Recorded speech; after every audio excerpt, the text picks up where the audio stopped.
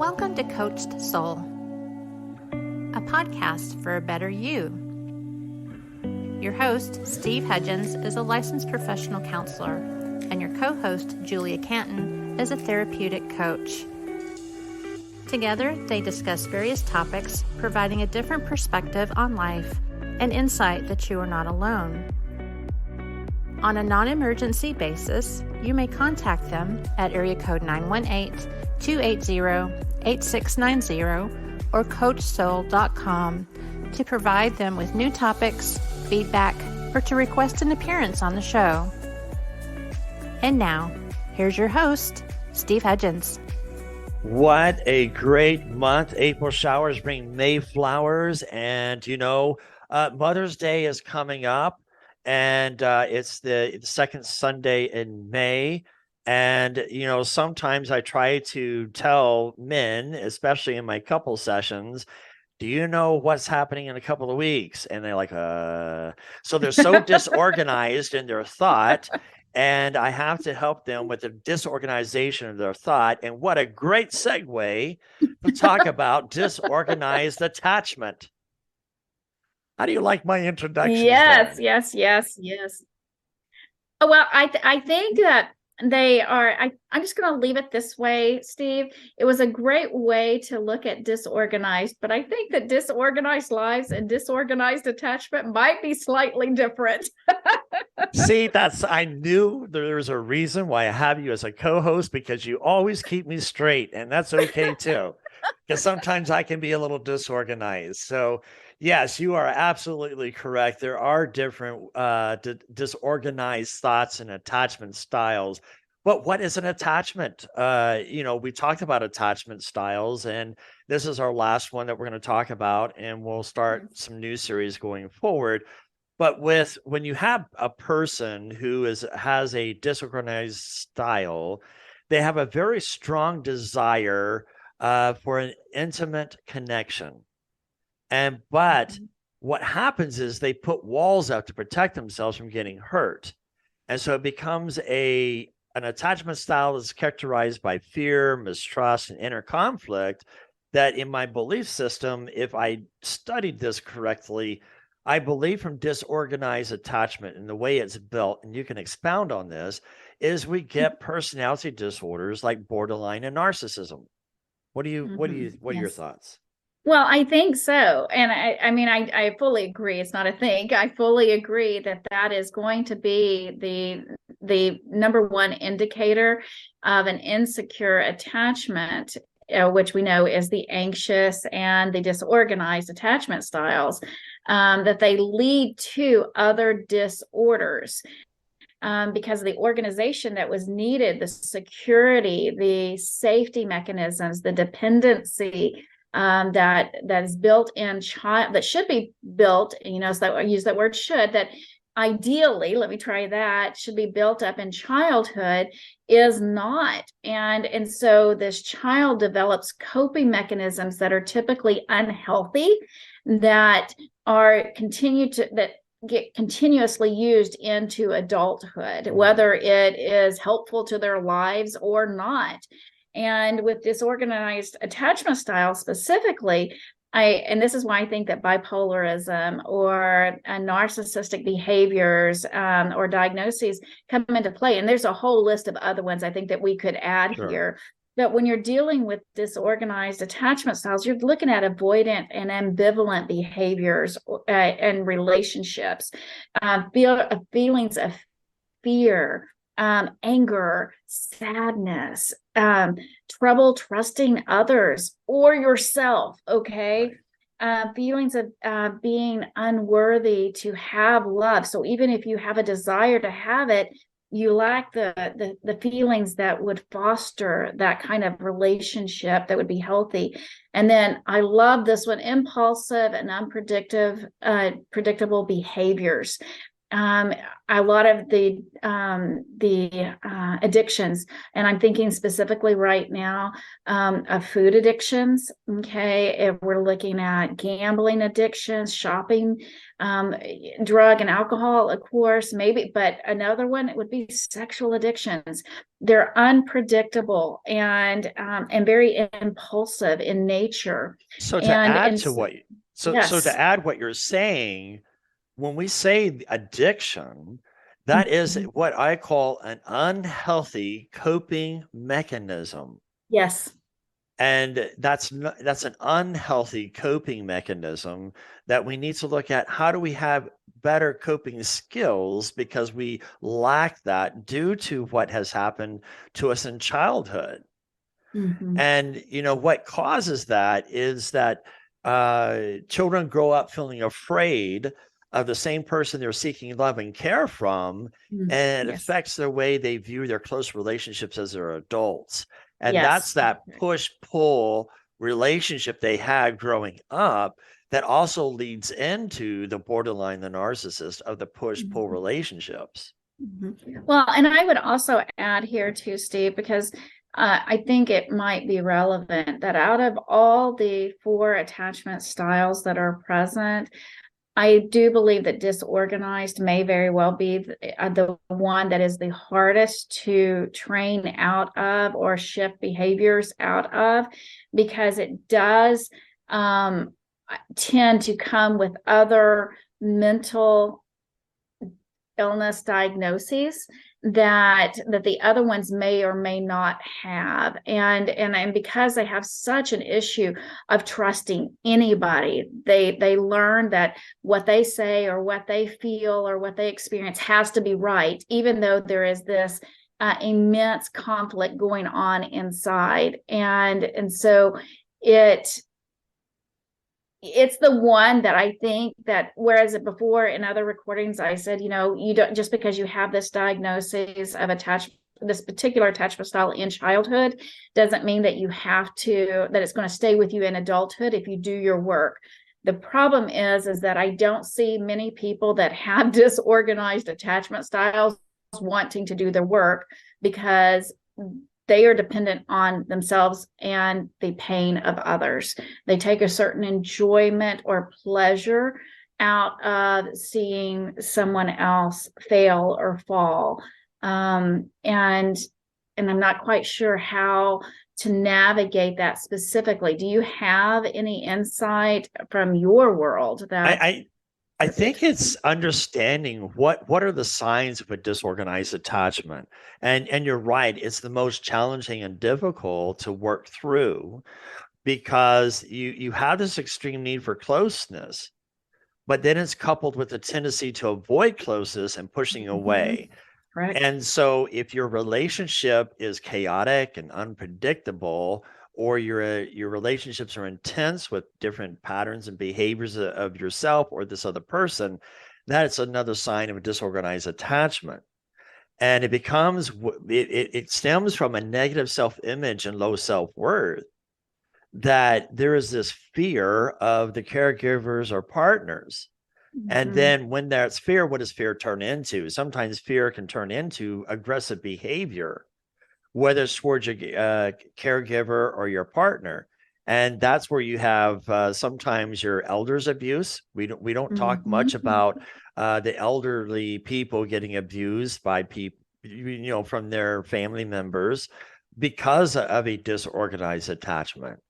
And the other part of the attachment is the deep-rooted shame that also has depression, anxiety with it, because they feel unlovable or inadequate or unworthy. So I think those, go ahead. I'm so sorry. I just no, I was interrupted. just going to say that's where I'm looking at. These are the difficulties from a disorganized attachment. And I was going to ask you, was there anything else that you think that we left out that we can probably dive in a little bit more?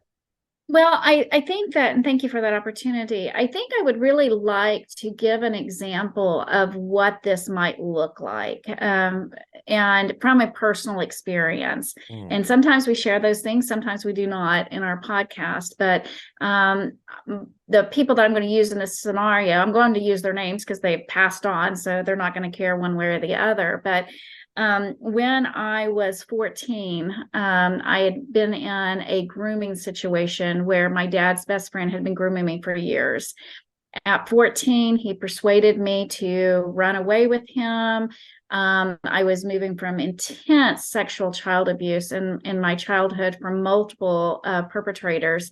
And so what he saw was from his very, very disorganized attachment style and very narcissistic behaviors. I'm sure that he had a whole host of other diagnoses that we didn't know about, but this is one of the meanest people, didn't know it at the time, okay, that I could ever be introduced to. And he was, because he was part of my dad's friendships, okay, those relationships, and around the family all the time. Abuse is what we knew. He was the safety, if you will, in the mix of a very chaotic childhood.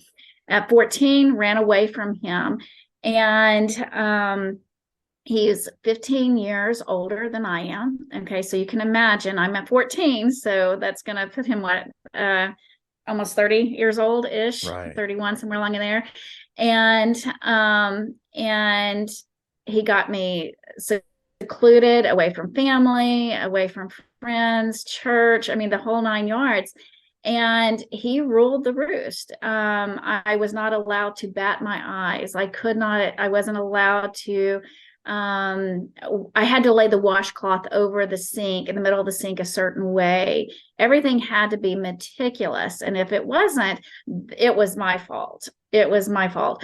And I would get a severe beating for that, and usually be choked out, things along those lines. And you might say, why does that even matter? And in the now, why it matters is because of the work that I've done and the healing process that I could do, that once I escaped that, and even years later, okay, that I would learn that this man could be seen from the perspective of a child. This horrible, horrible man, I saw some of the most cruel things come out of this person.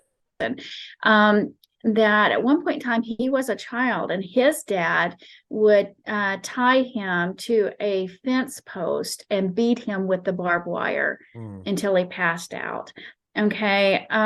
So when I would see him enact elder abuse on his dad for putting a plastic bowl on the stove, okay, because he thought it was a pan. He was in very much an Alzheimer's type experience, or dementia experience. One time I saw him just, punch his dad in the face for doing this. And I'm going, what? I just thought it was an abusive adult. It wasn't. This was a man that at one point in time was a child who had his dad and his mom do horrible things to him. And he developed not only this insecure, very dysfunctional attachment, okay, to life and other people, but he learned to manipulate his way through life to where he had friendships, he had connections and stuff, but they were always based on what he wanted, his rightness, his everything. And so again, I'm sure that there was a whole host of other diagnoses that would be present if we wanted to review that someday. But the point being is that it finally, for me to take back my life, to be able to change my attachment style, I had to own, and this is just for Julia. This is, I'm not suggesting that other people do this, but I had to eventually, to heal from my stuff, I had to view him from the child perspective of who he was and what he went through in order to heal the inner child in me. And I think it was, as we're talking about disorganized attachment, this was a perfect example. I had the privilege of being able to live through somebody that was that cruel. Many men and women do not. Usually their life will be the cost. Okay. And or they just choose to stay in it and endure the abuse. And I guess what what's coming out of me is to say is that there is a choice. You can survive it. I am victorious over that, but it takes a tremendous amount of work. It takes bravery that you think that you no longer exist in you because it's been beat out of you or shamed out of you. And for the individual that is experiencing the disorganized attachment, I would implore you to seek professionals that can help you overcome these things, to help you develop new coping mechanisms, new behavioral techniques. And your road may actually be tougher than the ones that you've abused. And that's not to discount the ones that are abused. It is to simply say that I think it's a whole being process that has to be retrained when we're dealing with somebody with a disorganized attachment. Just the thoughts of Julia, and you guys, sometimes you'll hear me say this is from the book of Julia. It truly is. So they can take what they want and toss the rest. It's okay. But I think it's important to say. It's important that, again, as we said in the last podcast, it's important for us to be self-aware. Yes. So that we can understand where are we, and we're never trapped.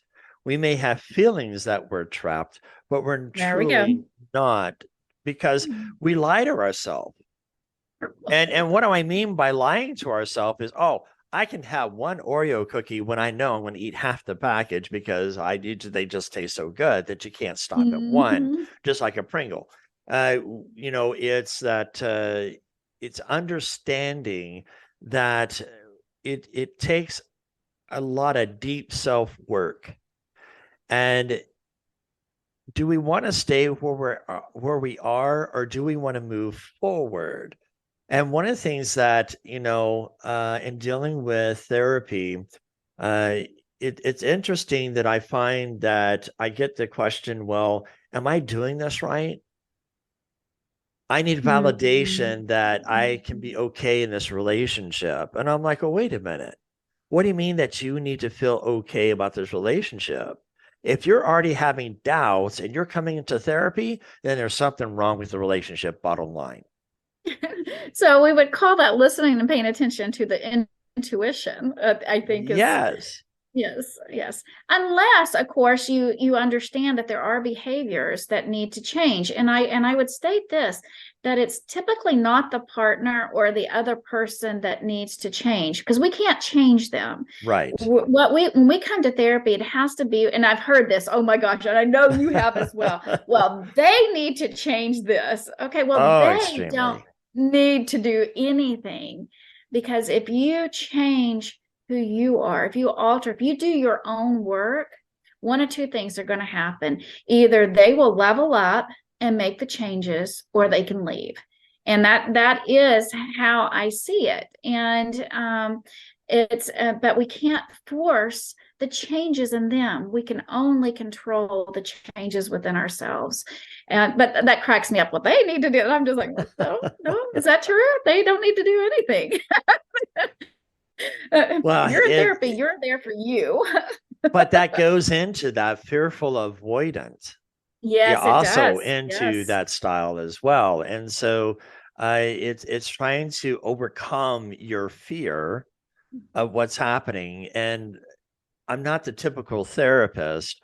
One of the things that I'm working on my dissertation is that if we can work with marital couples from the state of fear and not lack of communication, that's what they got themselves into the first place. We get connected because we communicate. The reason we stop communicating is fear of rejection, fear of hurt, fear of judgment, fear of your reaction. And so we displace communication because of that fear. Well, how does the fear develop? Is because we're stepping on each other's triggers, and that doesn't help from the past landmine. So I try to go into, again, what does that disorganized adult look like? Is that fear of intimacy. And if you really think about our attachment styles, it also challenges the way we think about God. Growing up, I had that attachment style that I was afraid of God because I felt like my parents were that way. There were many gods. You don't do this, zap, you're in trouble. And, it's that attachment ambivalence within me that I was fearful of what's going to happen to me. Yes. But if we get into a secure attachment, it cuts out a lot of the fear mongering and the worrying, and able to have a closer intimacy that's there. But when you're in that disorganized, the adult expects and predicts that they'll be rejected by their partner.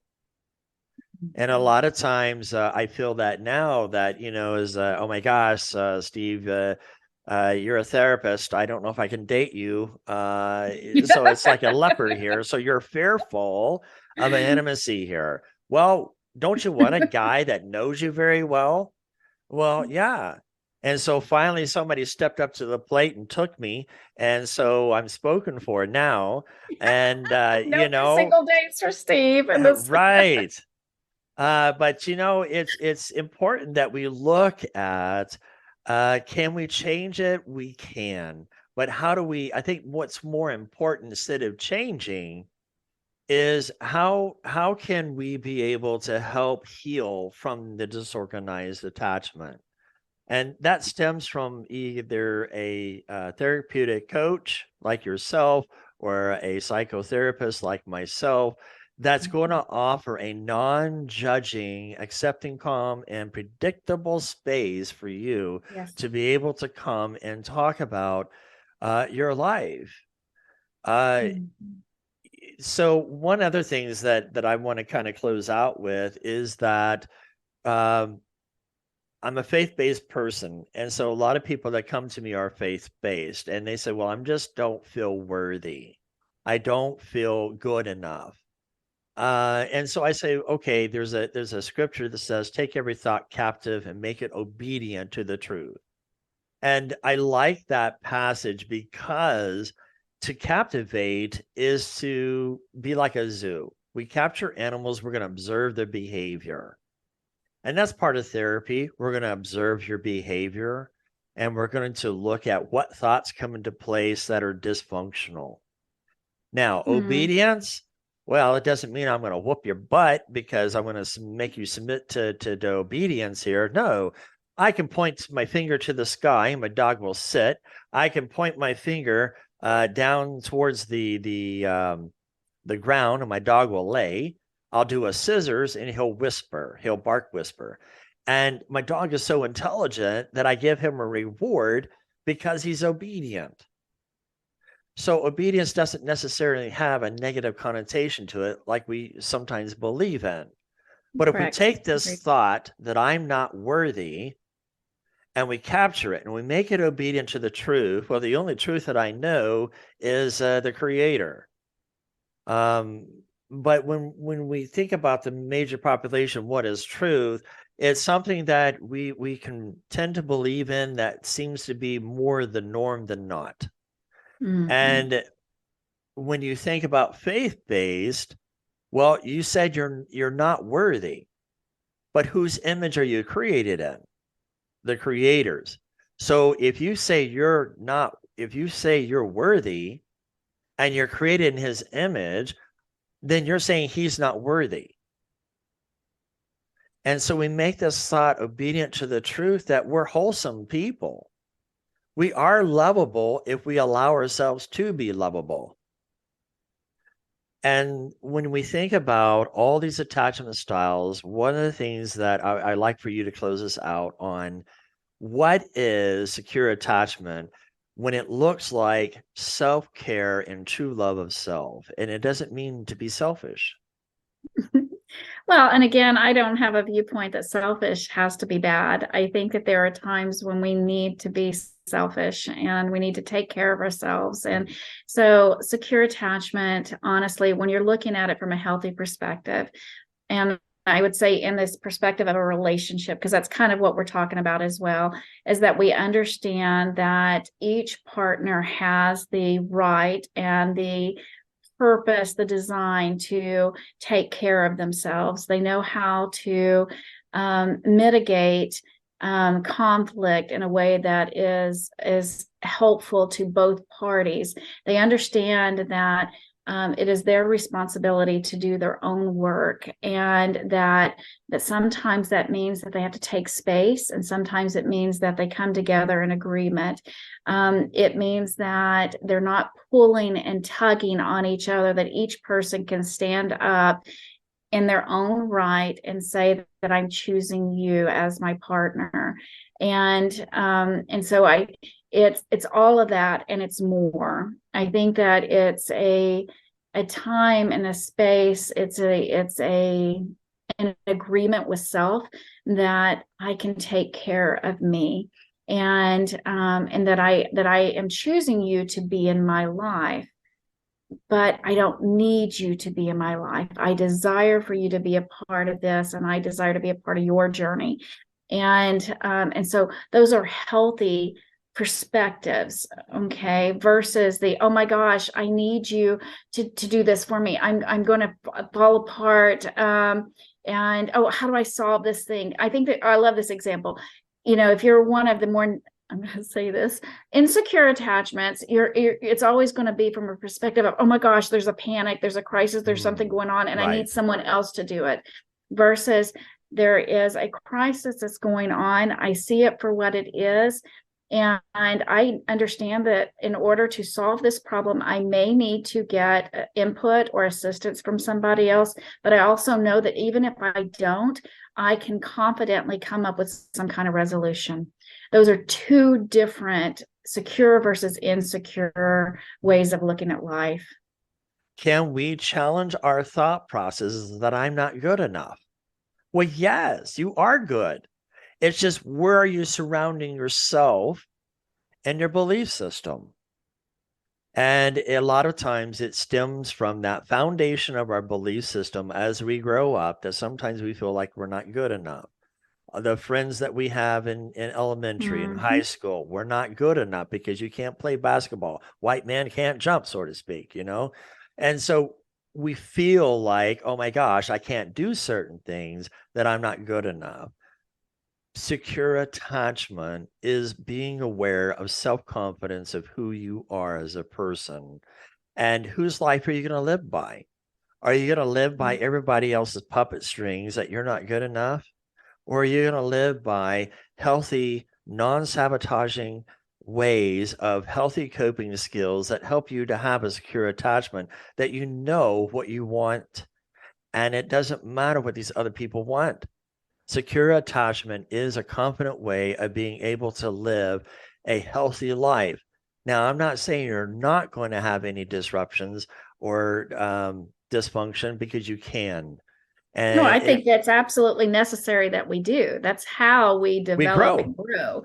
Yes, right. Is that you absolutely will, but it's the choice and how you, after you learn certain new coping skills and behaviors, that you learn how to address those contradictions or those conflicts differently. And so that's the key factor, I think, there is that it will happen. You're going to have disruptions. You're going to have pain. You're going to have suffering. You're going to have conflicts in life. And I got to disrupt us because our time is out. I'm so sorry. Well, look at you, Steve. Until next time, guys. Bye, guys. Thanks for joining us today. We hope to have you back next week. Until then, be safe and be kind.